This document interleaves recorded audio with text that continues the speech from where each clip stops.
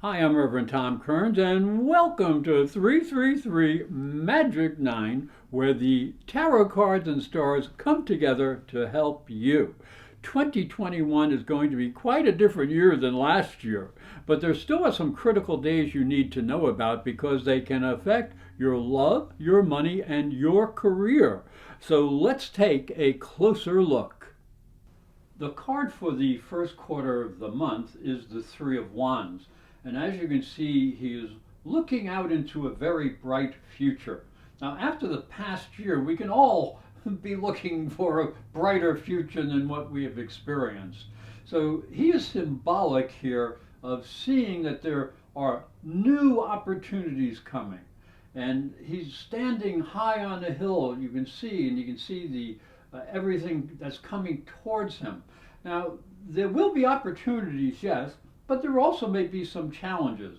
But he is very secure and he's illuminated. Look at the beautiful lights coming down above him. So he is prepared to have a good year. So as we go into the first quarter, the first information I would like to give you is that there's going to be a conjunction of Jupiter and Saturn. This began in December and it begins separating in January. Now, Jupiter and Saturn are sort of opposites. Jupiter wants to expand, Saturn wants to contract. So you have to gain some sort of balance between your enthusiasm and looking for opportunity, which is Jupiter, and Saturn, which is sort of restriction and fear. Now, this happens in the fifth house. And now that's really important for creative issues, but also for romance and creativity, and also dealing with children. So this is a beginning of a new cycle for you in that area of your life. So balance your enthusiasm with the restrictions that you might have and the reality of what you're trying to create for long-term goals, and particularly in those areas of romance and creativity. The next thing we look at is there is a square between Mars, that's the red line here, and Saturn, that's the orange line down here. But here's Saturn in where he was at the very beginning, and this is at the 13th of January. So Saturn and Mars square always represents there's going to be some sort of delay. Now, that's coming from the 8th house to the 5th house. Now, the 8th house has to deal with money of yourself and partner. So shared resources, shared energy, sensuality, sexuality. So there can be some delays in that area of your life. So please don't be too pushy. Stay within common sense, and that can stop a lot of problems. That's if we use our common sense. And then on the 14th of the month, the very next day, Uranus will turn direct. And boy, that can bring all sorts of new opportunities and changes. If there are things that need to be let go, let them go. If there are new things that come your way, look at them carefully because they can be exciting. But, you can never tell. So, be a little bit cautious, but be open to new things. Then we move to the week of the 17th, and this is really a big, big aspect because Uranus will be moving up into the 8th house Mars will be moving up conjuncting Uranus, and both Mars and Uranus will be squared by Jupiter. And again, this is from the house of romance, and this is the house of sensuality, this is the house of creativity, this is the house of shared resources and shared money. Don't gamble. Don't take silly chances. Don't be too excessive. Don't be too pushy. You might need to break free of a situation. If you do, well, you do. That's totally up to you. Also, be a little bit careful with financial dealings, with investments, that kind of stuff. And I'll talk more about that a little bit later. So as we move now into the end of the month, Mercury, right down here, will turn retrograde. And that's on the 30th and he stays retrograde until February 21st. Now, whenever Mercury is retrograde, and here now again in the fifth house of romance and creativity, it means adjustments have to happen. You have to look at what's going on. You have to be careful with details. You have to watch what you say because other people might be confused. They might not hear you the right way. So take care in any type of romantic situations where they might involve communications or travel. Then we move into February, and another biggie. So Saturn is going to square Uranus. Saturn and Uranus don't really like each other. Saturn represents the past, Uranus represents the future. Saturn represents restriction, Uranus wants freedom and is willful. So when these two guys are squared, there's a lot of difficult energy hanging around, and this is happening from fixed signs. So Uranus is in Taurus, Saturn is in Aquarius, neither one want to move. So maintain flexibility, especially when dealing in romantic situations or with finances that you share with business partners or things like that. Be careful and be willing to move to the future using the knowledge that you have gained in the past. Now we want to move to March, because Venus, and that's this beautiful blue line, this powder blue line down here, Venus will be moving into the sign of Aries. Now, Venus is really gentle and loving and caring and moving into the seventh house, and she rules this house. That usually is a very good, auspicious type of situation. However, she's moving into Aries, and Aries is a dynamic fire sign, and the opposite sign to Libra, and Venus rules Libra. So there could be a little bit of challenge in romance, challenge in partnership, challenge when you're dealing with the public. So keep that in mind. People can be a little bit too independent for their own good. But if you like excitement in romance and challenge, perhaps when dealing with people, that might be a good thing for you. But keep in mind, it's a little fiery, and Venus doesn't particularly like being in Aries. Not bad, but it's not the best place in the world. So let's go to the second quarter. Now, the card for the second quarter is the Seven of Pentacles or coins. And what this represents is you have gained certain amounts of resources. Now, resources can be money, it can be knowledge, whatever you would like to look at it. But it's a time now to hesitate, to think. Where do we go from here? We have gains. Where do we take them? So don't just jump ahead. Relax a little bit and take a closer look at what you want to do with the resources that you have.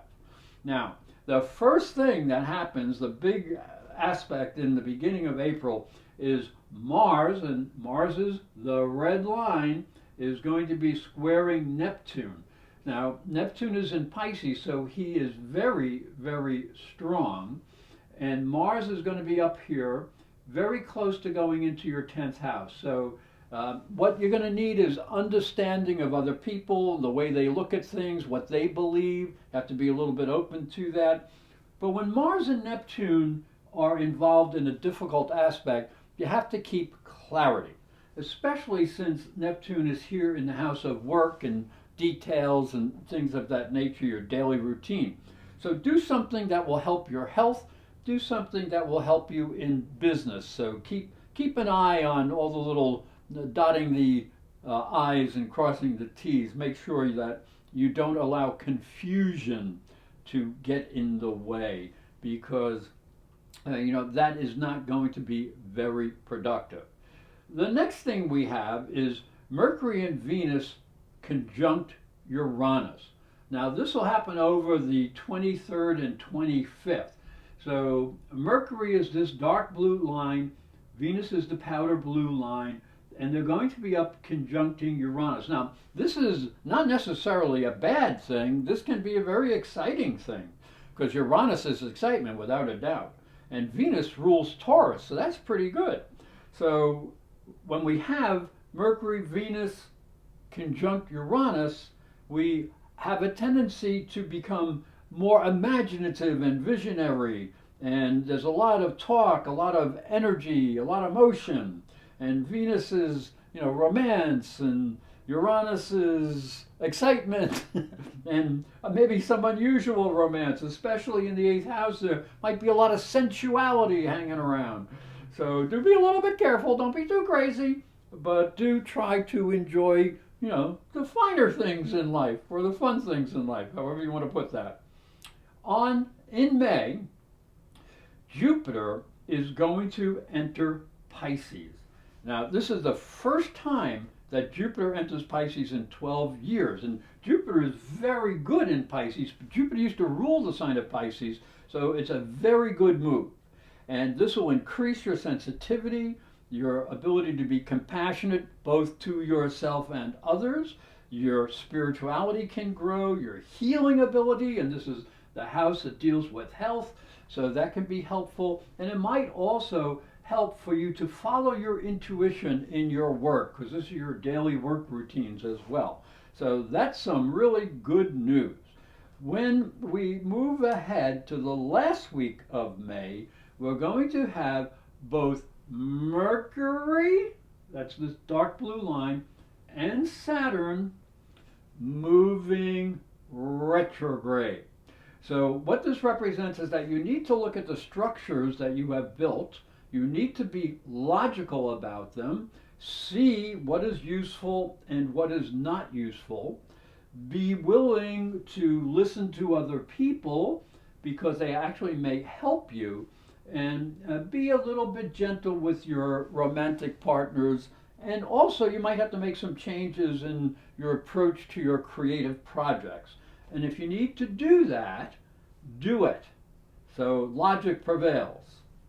As we go into June, almost immediately, June 6th comes along, and we have a Mars is the red line, opposition to Pluto. Pluto down here in the fourth house of your emotional foundations. Mars is up in the 10th house of career and status. So make sure you balance those two areas of your life. Do not let your desires for ambition and success get in the way of your family responsibilities, and vice versa. You have to keep balance between the two. Then Mercury will go direct on the 22nd in its own sign of Gemini, and it's up here in the 9th house of understanding and dealing with others, and the house of ambition. So whenever Mercury goes direct, usually problems that we've had over the past 2 or 3 weeks start to clear up. We start to see things more clearly. We can understand things better. So that's a very good thing. Then on June 20th and June 25th, Jupiter, that's Jupiter, the green line, and Neptune, both in the 6th house, are going retrograde in Pisces. Now, Jupiter is strengthened in Pisces, Neptune rules Pisces, so this is a very powerful grouping of energy, but it is going retrograde, so you need to keep your emotions clear, and you need to clean up your fantasy life, because this is a practical area of your life. This is your daily routine, your work. So make sure that your fantasies aren't getting in the way of your work. Make sure you're being logical and detailed. So you take some time off, take a break. That will help keep you clear, and that's what's needed. As we move into the third quarter, and that is July, August, and September, the card here is the Lovers. Woohoo! Now, this card can represent romantic and sexual attraction and things of that nature, and that's the fun part of it. But it also represents cooperation. You see, the two people are getting along with one another. So what this brings to us is the possibility of putting together some very cooperative partnerships where we can do constructive things together. Also represents enjoyment, so let's not forget about that part of it. Now, the month will begin, July, with a Mars Uranus, and this is really difficult. So Mars is going to be over here. Uranus is in the 8th house here. So Mars is in the 11th house in Leo. It's squared to Uranus in the 8th house.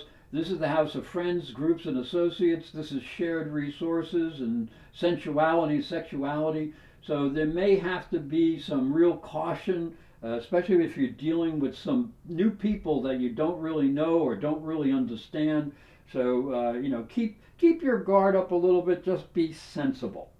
And then Jupiter and Saturn. So this is Jupiter. This is Saturn. They are both going retrograde. So when Jupiter and Saturn always have some influence in business and financial things. So when they go retrograde, you have to review, what you've done, what you've earned, what are you trying to produce, and make real.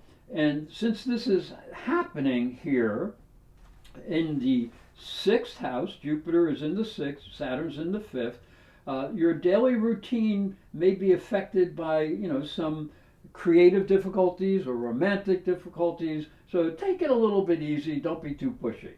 Then Venus and Mars are together in Leo. And that's up here. This is Mars, the red, and Venus is the powder blue. And now that's a really nice thing.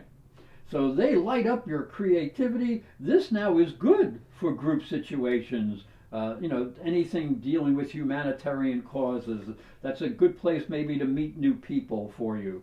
But they are also going to be squaring Uranus.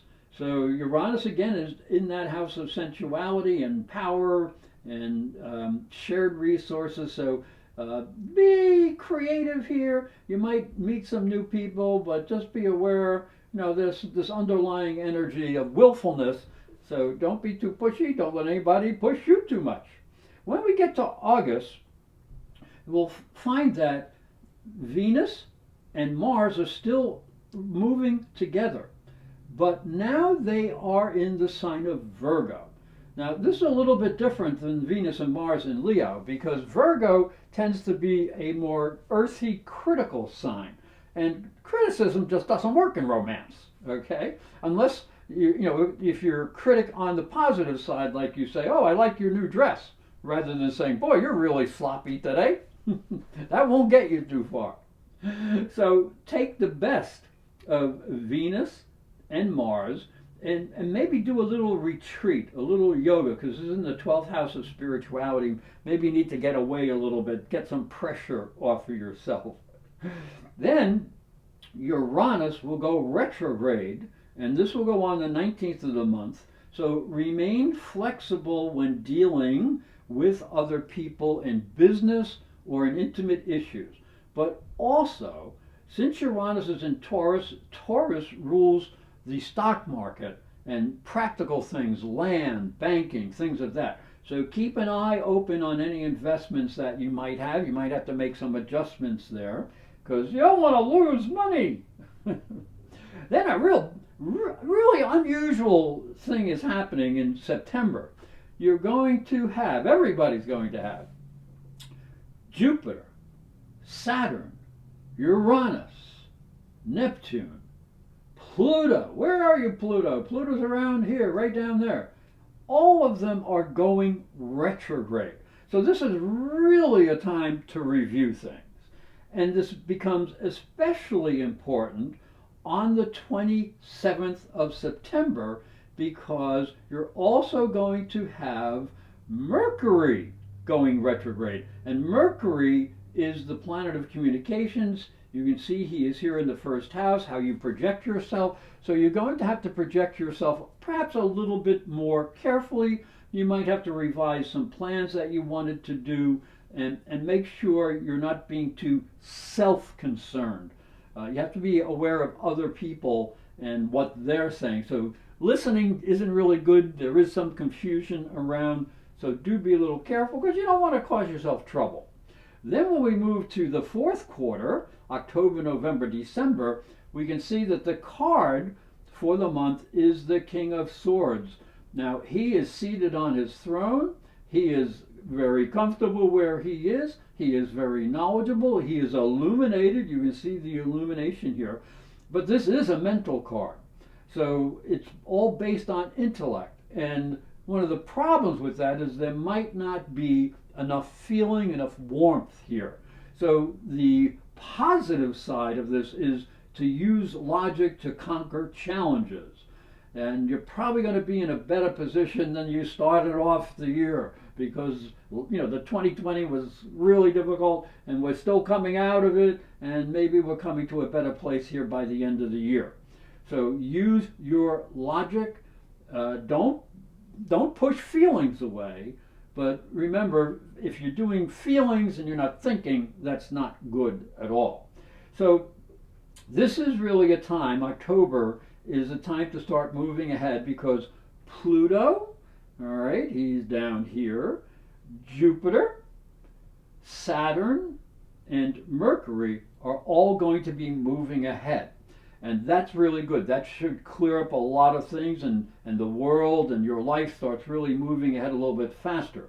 Now, be especially aware on October 18th, because that is the day that both Mercury and Jupiter go forward. Mercury rules the logical mind, the everyday mind. Jupiter rules the abstract mind. So this is really very good for communications, for creative things, for expressing yourself, because the first house is involved. So that can be a very good time, and use it to your advantage. So Mercury in the first house, Jupiter in the fifth of creativity and romance. Romance could even pick up. In November, we have a very unusual thing happening, because on the 11th of November, and 1111 is usually a very mystical number. Anytime the numbers are doubled like that, it's, they seem to have more power to them. And that represents in the tarot deck the Four of Wands, which is a happy card. However, on 1111, there's going to be a Mars Saturn square. So Mars is going to be squaring Saturn. So you're going to have Mars down here in the second house of money, your personal resources, squaring Saturn in the area of creativity and romance. So don't be too pushy in romance. Don't be too loose with your money. Be a little bit careful, and you won't get into any trouble. If you are too pushy, you might run into frustrating situations, and who wants to be frustrated? That's never fun. Then when we go into December, Neptune will go direct on the 2nd. So he'll make a sextile to Venus, and that's really good, because Venus is the lower love nature and Neptune is the spiritual love nature. So you might even run into some good luck in your work. And Venus is down here, the powder blue line. So that's the very beginning of the month. However, Venus will retrograde. You can see right here the arrow goes backward, right on top of Pluto, basically. She'll make a conjunction to Pluto and then go retrograde.